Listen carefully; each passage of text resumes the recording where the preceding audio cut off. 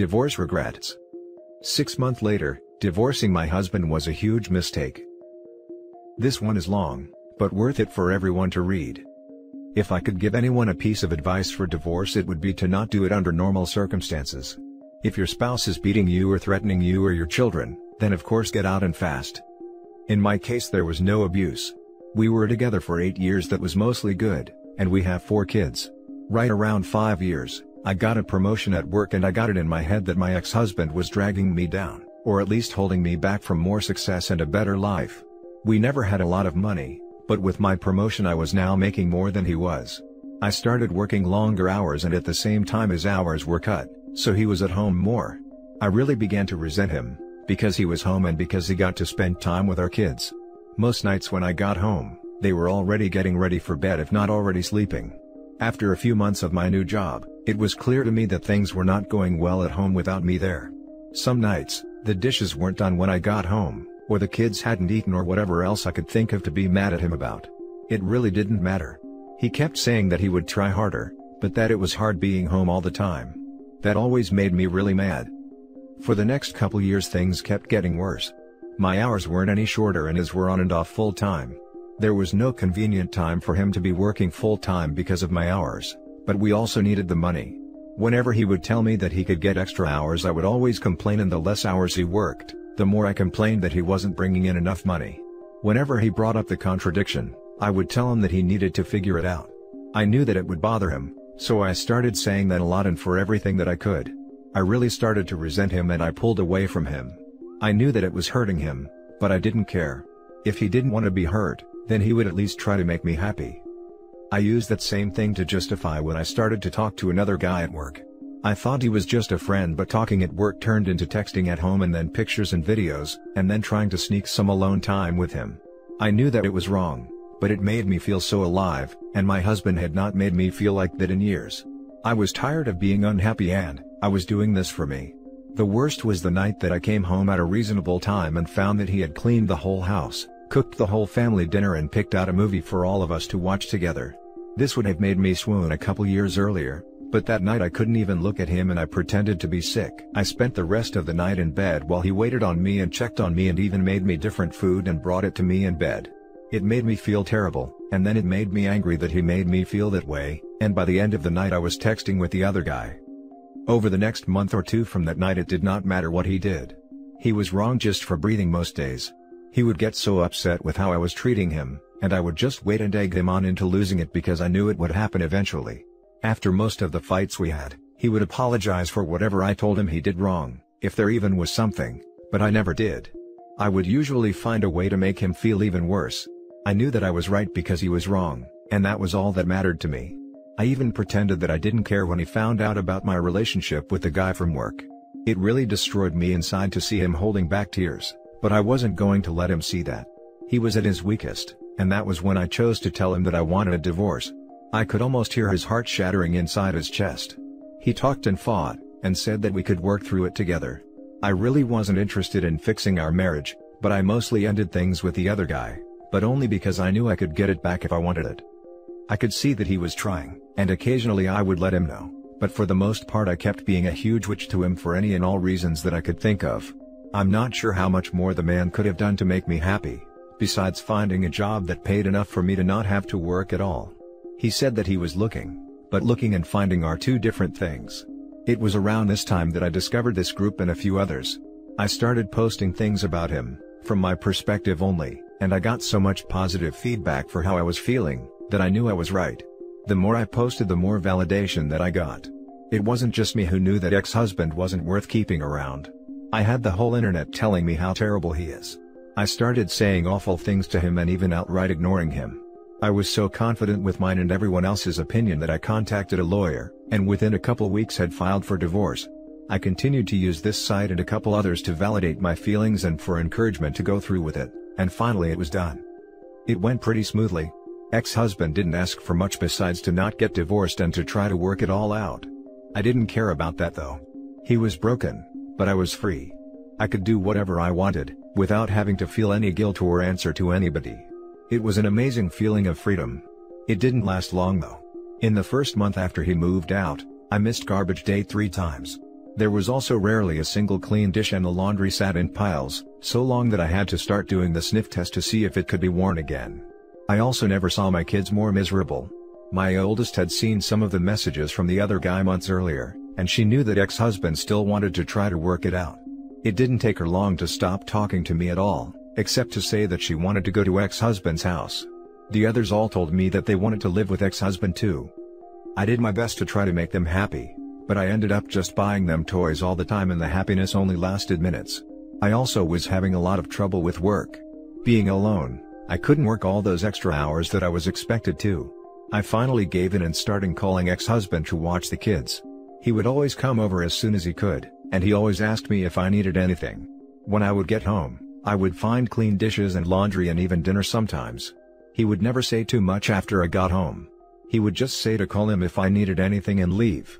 One night he took out the garbage and brought it to the curb, because it was garbage night and I forgot again. He always looked so sad when it was time to go. Finally, after a couple months my friends convinced me to go out on a date. It was for dinner and a movie and I was excited and hopeful, but at dinner I started getting a feeling of overwhelming guilt. It got so bad that I ended up not even going to the movie. A week and about a million tears later, I was on a therapist's couch. I told her everything that had happened, starting with the promotion that I got at work. She did not agree with me or with any of the encouragement to divorce that I got. I ended up in her office 2 and sometimes 3 times a week, and the more that I talked to prove that I was right, the more that I started to see how wrong I was. It was truly heartbreaking. I don't know if I cried as much in my whole life as I did in the first month in her office. After about $2,000 of therapy sessions, I learned that my ex-husband had his faults, but I figured out that mine were so much worse. I did so many awful things and said awful things that I wouldn't want to be with me, but he did. I still remember him asking me in the meeting with the lawyer to please not go through with it. I did go through with it though, and then later I bragged on here how great it felt. I was so wrong, and now I can see it. A couple weeks ago, I went outside with him when he was leaving the house. I asked him about getting back together. When he looked at me his eyes were full of tears and a couple went down his cheeks. He told me that he didn't know if he could. He said that the pain has been too much for too long, and that if we got back together that I might just turn around and do it to him again. He said that he always thought that I would realize how much he loved me and stop, up until I signed the divorce papers and let out a big over-exaggerated sigh of relief. He said that hurt him more than anything else, and that he doesn't know if he can ever trust me again. I don't blame him. I destroyed a man, who, looking back, was a great husband. I deprived my kids of having a great father in the house with them and I took his kids away from him. And me, the one who pushed for the divorce expecting happiness and a life of freedom, spend all my free time sitting at home or sitting on a therapist's couch. Please don't just take the advice of anyone on this site or any other about getting a divorce. If your marriage is bad, look at yourself first and see if you can make changes. This is advice for men and women. Getting divorced is not fun. Being divorced is not fun. And seeing your husband broken and your children never happy because of your actions, is the most painful experience that I can imagine. I wish all of you well and hope that you will give your marriages a second chance. Now for the top comments. I hope he doesn't take you back. This. She sounds awful and he deserves someone so much better. My ex did worse. Used me for schooling 100G over the years. I worked full time, she was in school, had an affair after treating me like crap. I tried to salvage for 2 years, then she took me to the cleaners, after I said I would not be just roommates. Now threatening to take full custody as I picked up more work to make up how she left me broke. I could never take her back. She is happy living with a fair partner. To OP, my ex-wife could have written this post, so I feel like I may have an idea how your soon-to-be ex-husband feels. A year after the divorce, my ex-wife came to visit the kids and begged for me to talk to her as I was no contact on any topic not about the kids.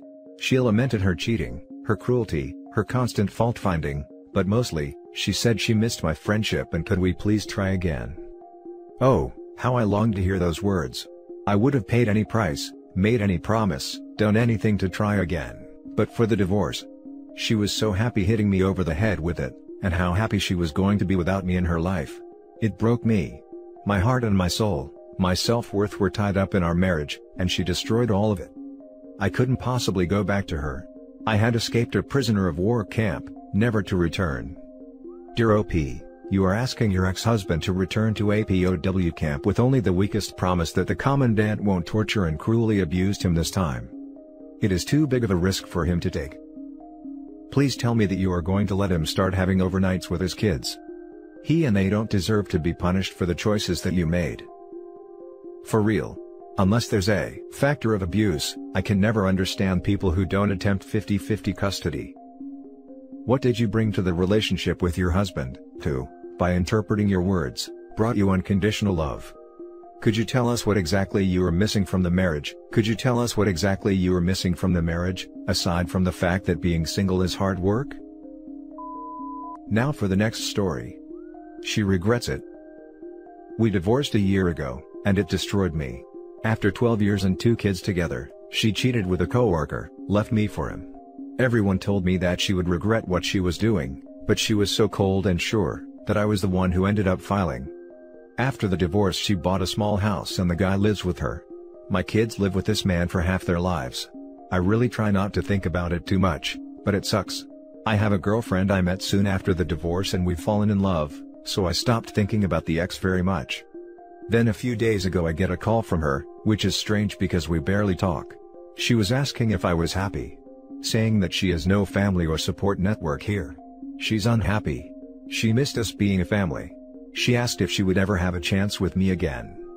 I would have given anything to hear those words last winter. I wanted so badly to save my family. But I've moved on, and I'm never going back. I told her no. I told her that I would always be there to help with the kids. It hurts to know she's suffering, to know she completely messed up her life for this a-hole, but I'm done. The hardest thing to let go of is wanting to take care of her, and even now I just want her to be okay. Now for the comments. Wow, that had to be tough to hear. There had to be a small part that was satisfied to hear she admitted she screwed up, yet all the pain you went through and now you've moved on. Makes you think if she wouldn't have screwed up, you'd see your kids every day. My situation is similar. She cheated with a coworker, I divorced her, we split time with the kids. The guy's still in the picture. I'm still healing, haven't found anyone, I'm not ready for that. I've been asked if I'd take her back if she admitted how bad she screwed up.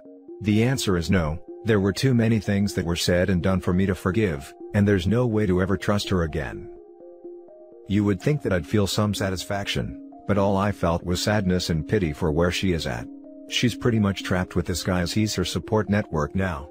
She probably can't cover the mortgage and bills without his help.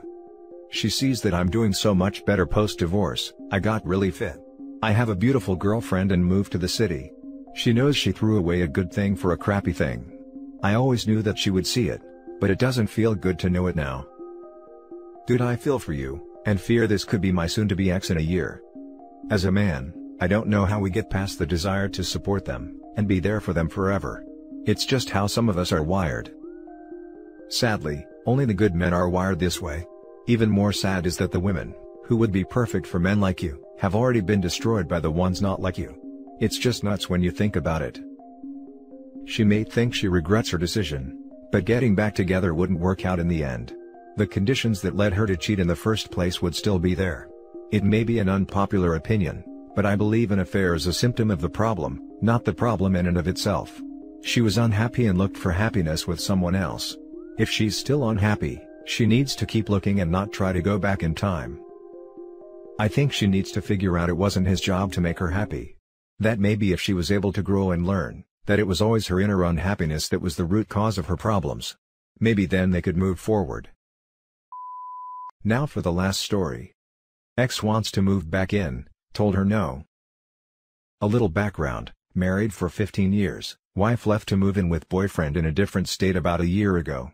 We divorced as quickly after that as possible. 3 kids. I got full custody in the divorce in a state where that is very rare. So, my ex shows up at my doorstep because she's leaving her boyfriend. My kids let her inside because it's mom, and I haven't told them not to. I'm not sure if I should or not. My issues with their mother aren't theirs to deal with and I want them to have as best a relationship they can with her. Anyway, she just wants me to hold her, so I hug her for a minute and then she lets me know she's leaving her boyfriend and she wants to move back into the spare bedroom, if possible. I tell her no, it's not possible. Why doesn't she move in with her parents till she's back on her feet? She says she doesn't want her mom telling her she told her so. I just rolled my eyes and let the conversation die. I wanted to fix it for her still. It took a lot to just sit there and say nothing till she got uncomfortable enough to leave. Maybe I should have just told her to get out. I don't know, I know she can't be in my life again. Top comments. Good for you for standing your ground, it's not easy to be in your position. I think you showed remarkable restraint. You seemed very aware of thinking about your children and their point of view during the whole incident. I'm not surprised someone selfish enough to walk out on her family for her boyfriend would think the world still revolves around them. Almost as if her life with your family was on pause and static while she was gone. I mean, at least there was some level of awareness. She asked for the spare bedroom at least. Which is still ridiculous. You ever see that episode of Futurama when Bender becomes something like a god to some race? I love a quote from it, when you do things right, people won't be sure you've done anything at all. You're doing it right. You held your ground and remained civil and courteous. The right thing is rarely easy or popular. Tough call, but the right call. You're very gracious for being cordial. But dude, she left you, it didn't work out so she now needs your help? Not trying to crank you up, but never forget she cheated on you, and walked out not only on you, but the kids. It ain't right. Again, commend you on doing what's right by letting her in because of the kids. Hugging her? I guess it's noble and I probably would do the same. But letting her stay in the spare room? That'd be a hard no. You don't need to bring that crazy into your home or life. I'd politely say you're more than welcome to come to the house and visit the boys anytime you'd like. And leave it at that. Do everything you can to help her relationship with the kids, but don't compromise your sanity. And for God's sake, don't let her weasel back into your life after she clearly and deliberately crap on you. And that's it for this video guys. If you have thoughts to share, leave a comment below. Don't forget to hit like and subscribe if you like this content. Turn the notification on to get updated on my latest posts. I'll catch you in the next one. Good day everyone.